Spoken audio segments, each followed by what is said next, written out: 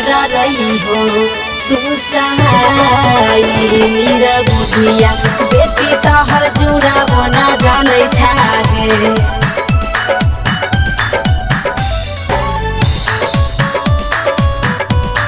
Music by A B. Gupta, singing by Usha Yadav.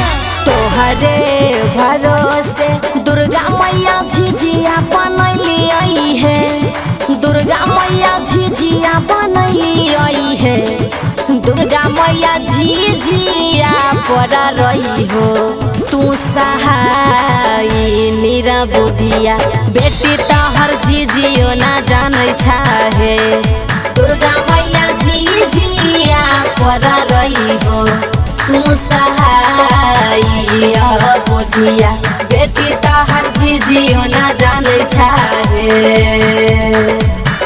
तोहरे भरोसे दुर्गा मैया जुड़ावा बनली आई है, दुर्गा मैया जुड़ावा बनली आई है, दुर्गा मैया जुड़वा पड़ा रही हो तू सहाय मेरा बुधिया बेटी तोहर जुड़ाबो ना जाने चाहे। दुर्गा मैया जुड़ावा पड़ा रही हो तू सहाय मेरा बुधिया बेटी तोहर जुड़ाबो ना जाने चाहे। दुर्गा मैया जुड़वा पड़ा रही हो तू सहाय मेरा बुधिया बेटी तोहर जुड़ाबो ना जाने चाहे। दुर्गा मैया झिझिया पड़ा रही हो तू सहाय मेरा बुधिया बेटी तोहर झिझियो ना जाने चाहे। साई रिकॉर्डिंग स्टूडियो दिल्ली। कहवा से अइतै मैया सारेला सुगवा है, आहे मैया सारेला सुगवा है, मैया है कहवा से अइतै भैरवा भाई सड़क पर झिझिया खेला अइबै है, मैया है कहवा से अइतै भैरवा भाई सड़क पर झिझिया खेला अइबै है। दुर्गा मैया जुड़वा पड़ा रही हो तू सहाय मेरा बुधिया बेटी तोहर जुड़ाबो ना जाने चाहे। दुर्गा मैया झिझिया पड़ा रही हो तू सहाय मेरा बुधिया बेटी तोहर झिझियो ना जाने चाहे।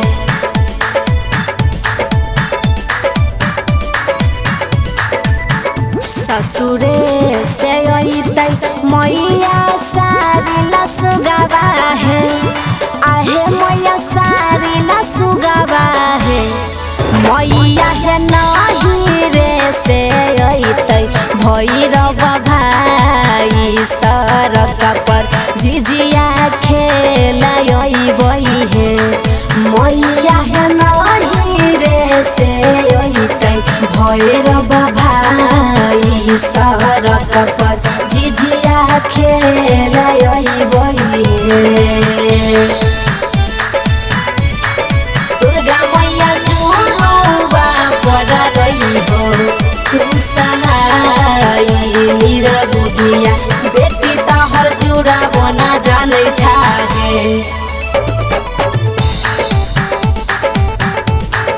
दुर्गा मैया झिझिया पड़ा रही हो तू सहाय मेरा बुधिया बेटी तोहर झिझियो ना जाने चाहे।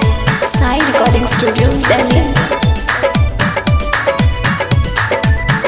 किया पानी देबै मैया सारेला सुगवा है, आहे मैया सारेला सुगवा है, मैया है किया पानी देबै भैरवा भाई सड़क सड़क पर झिझिया खेलनी है। मैया है किया पानी देबै भैरव भाई सड़क पर झिझिया खेलती है।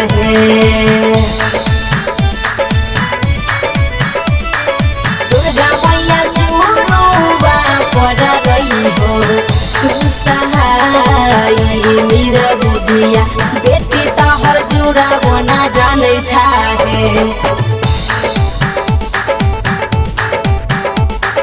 दुर्गा मैया झिझिया पर रही हो तू सहाय मेरा बुधिया बेटी तहर झिझियो ना जाने छाहे।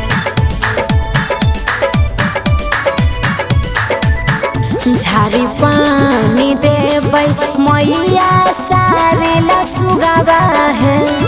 आहे मैया सारेला सुगावा है। मैया है लोटे पानी देबै भैरव भाई सड़क पर झिझिया खेलती है। मैया है लोटे पानी देबै भैरव भाई सड़क पर झिझिया खेलती है। साई रिकॉर्डिंग स्टूडियो दिल्ली।